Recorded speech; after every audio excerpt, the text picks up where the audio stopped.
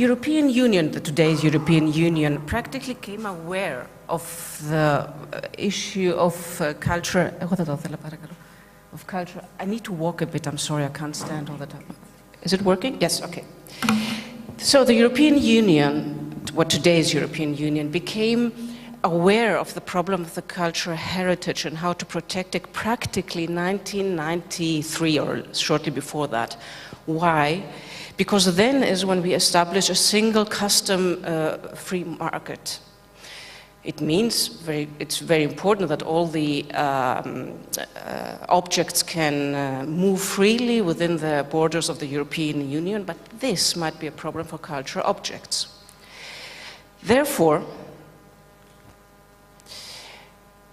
there were two legal instruments, there were two main legal instruments that were established, which is in order to protect the cultural heritage, which is the regulation on the export of cultural goods and the directive on the return of cultural objects. If you add two regulations concerning Iraq and Syria, if you have all these four in your mind, with the two, of course, the main regulations and directive, this is all you need to know about the European Union legislation. This is the framework. This is our basis. So first we start with the legislation on export of cultural goods. So we have the regulation data from 2009. What do you have to know about this regulation? What does it say? It practically, very simple speaking, most of us are not lawyers here in the room. Very simply speaking, what it says is if you want to export a cultural treasure, object, we come to that, you need an export license. That's what it says. And it puts down then regulations how to do that. It gives a format of how the export license should be. It was, for the first time, we have the first regulation in 1992, shortly before 1993. The other one is a bit later. We had a huge recast in 2009, and this is the one which is applicable today.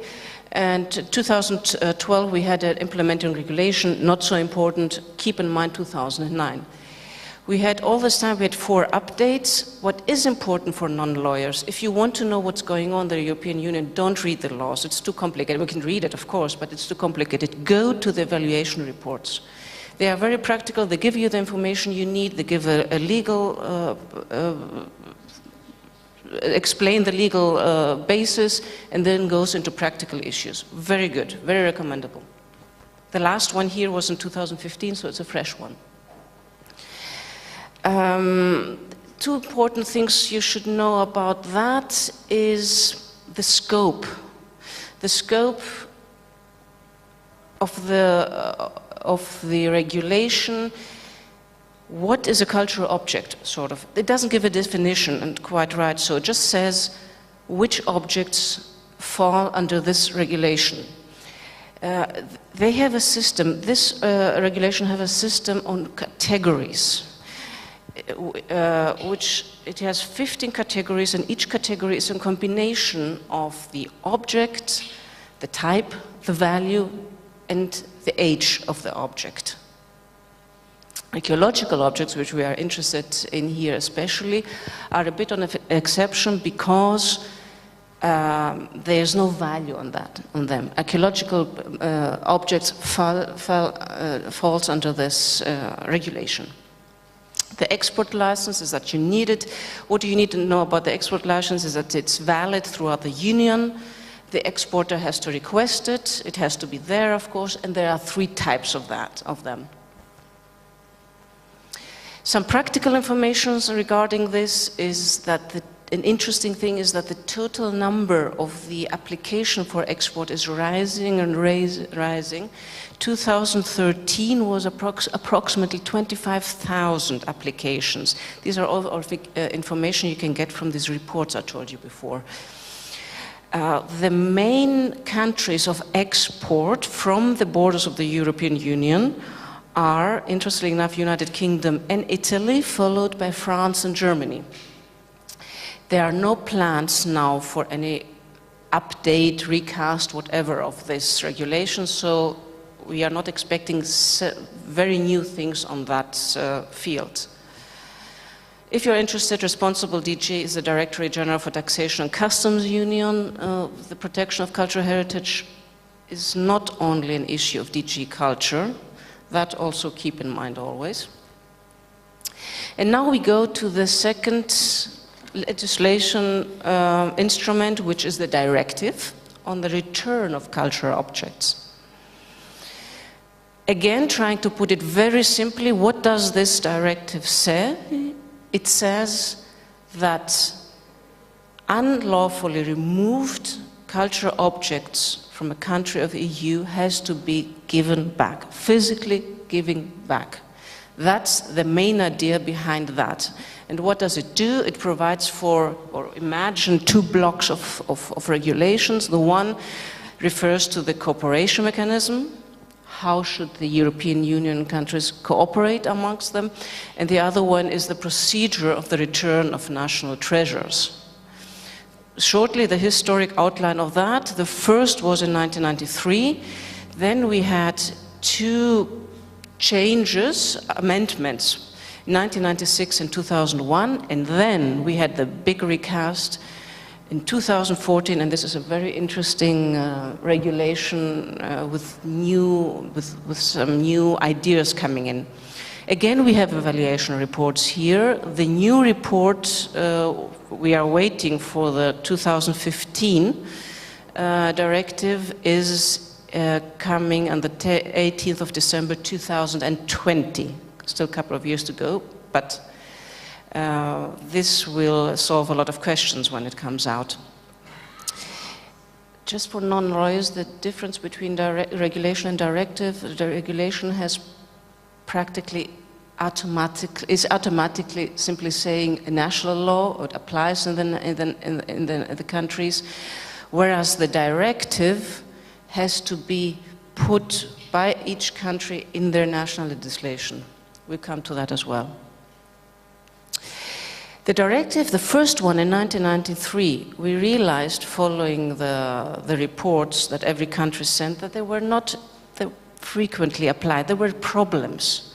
It was not satisfying.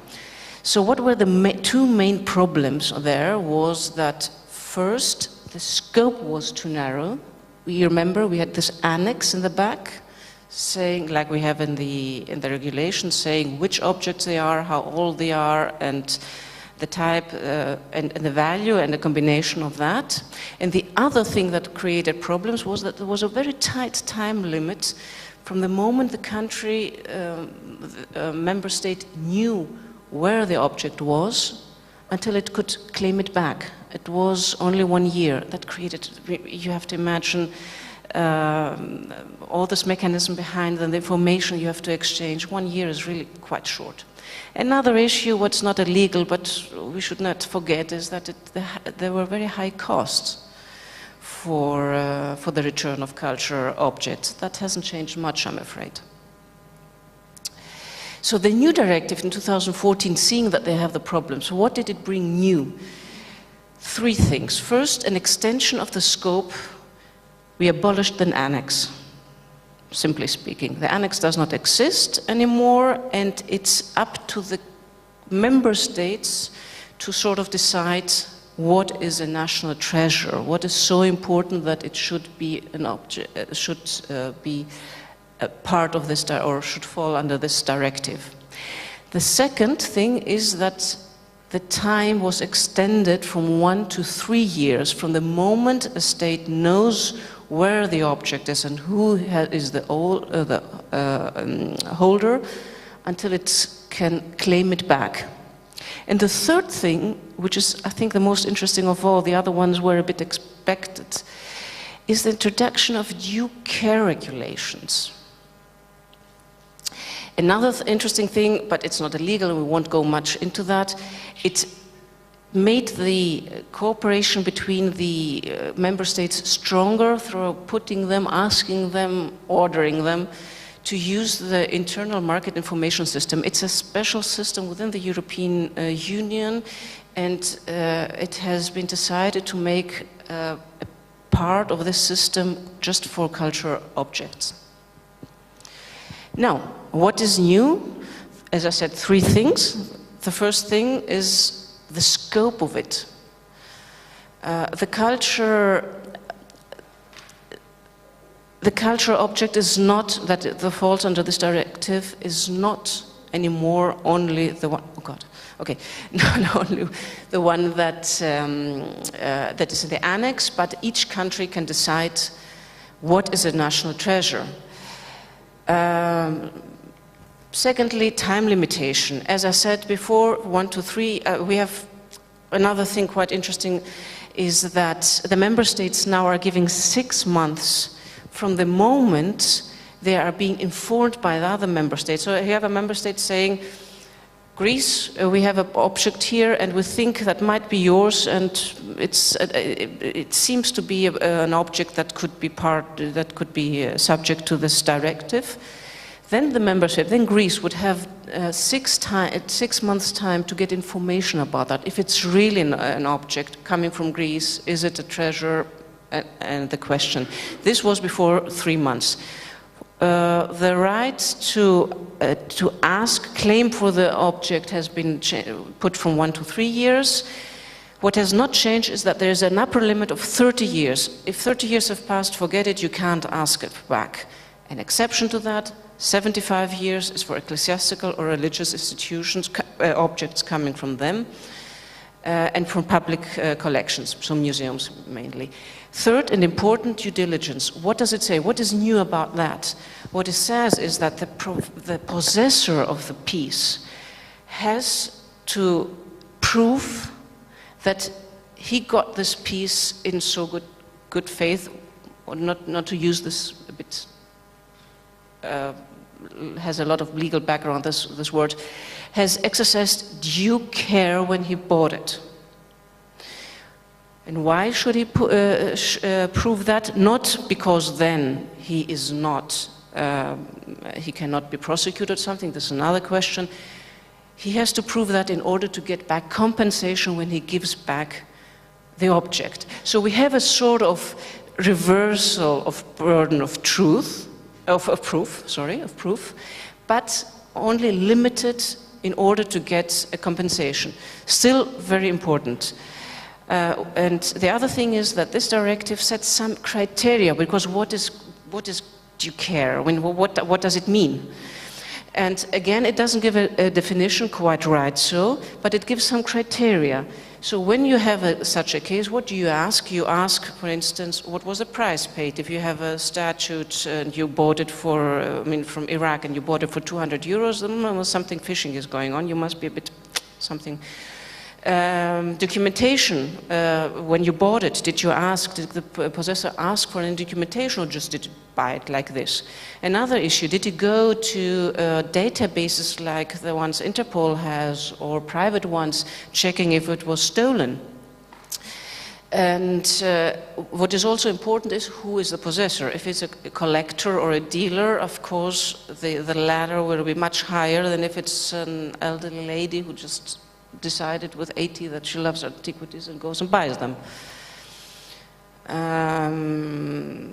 The implementation, 2 things I want you to keep in mind. This directive does not regulate ownership issues. People always, very often get mixed up these 2 things. The only thing it says is if it has been taken from an EU member state, it has to be unlawfully, it has to be given back. To whom it belongs, it's another question. And it's to the member state, usually to the local, to the national law to decide. And the other thing which is important is that it applies only to cultural objects that have been removed from the country, EU member state, either exactly on the 1st of January 1993 or after that. So whatever is before that, very problematic. The implementation, as I said before, each country has to change its national laws in order to adjust and to follow the directives, the regulations that what the directive stipulates. There are several ways to do that. In that case, all the member states had to do it until the 18th of December 2015, apart from 1 or 2 countries. Everybody else has done it. How every national legislation does it, it's different, it differs. I've got 3 examples. Greece did it by a presidential decree. What Greece did is that it practically took all the articles and checked how the Greek law applies to that and took article by article. Very full job. Great Britain did exactly the opposite. They took a very small law and said, look, Directive 93 in 2014, these 3 things has changed, and these we are changing, finish the story. And another way to do that is like Germany. Germany did a huge thing and adopted a new law, very interesting by the way, who put everything in there. The UNESCO Convention, put in the EU regulations, the German laws that were a bit contradicting before that. So there are several ways to do that. And some final thoughts. What has changed now is that the scope of the directive and the regulation, the export and the return, is now a bit different. The export regulation has an annex, so it applies to specific objects, and the directive applies more to objects that the national countries have consider as treasures. Another thought is, in my opinion, but not only, of course, my opinion, is that what is still missing in the European Union is a regulation similar to the export for the import, because we have no special regulation for the import. There are, of course, mechanisms, but they are not strong enough. We would need something as the export was, or is. The 4th thing I would like you to put in mind or think about it is national legislation is still substantial, as you saw already. So we cannot talk about EU law or about a matter within the EU borders without looking at the national law. And the 4th, which I think is a very positive one and I like very much, is the change that happened now with the time limitations and with the due diligence or the due care. They are getting closer and closer to the stipulations of the UNIDROIT Convention. So what we see here is that over the years and faster, there is a change in the way of thinking, and the legal instruments are getting more and more similar. And so hoping that one day we will have, inshallah, a very common international law on cultural heritage. Thank you very much.